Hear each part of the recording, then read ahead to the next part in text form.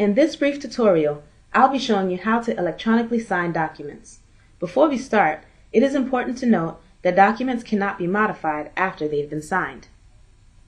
When your signature is required, the item will show up as a workflow in your Court on the Home tab.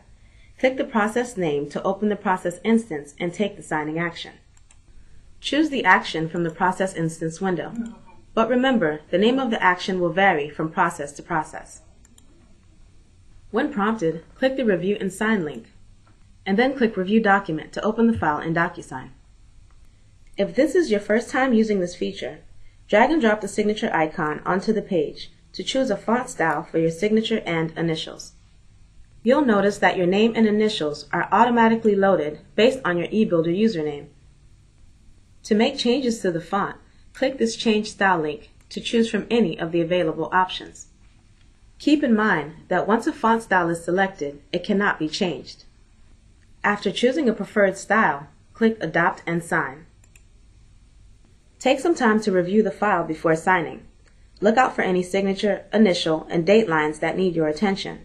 Once you're ready to sign, click the pencil icon to choose from a number of signature options, including your initials, printed full name, the date signed, and others. Drag and drop your signature to all of the appropriate places. If you decide not to use a signature you've selected, simply click the red close icon that appears after dropping the signature on the page. Also, if the document has not yet been saved, you can always click the signature to display the red close icon.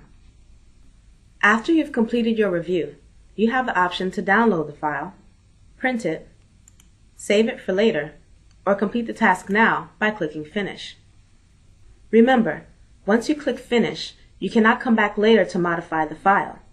After you've signed the document, a new version is created and saved in the eBuilder Documents library.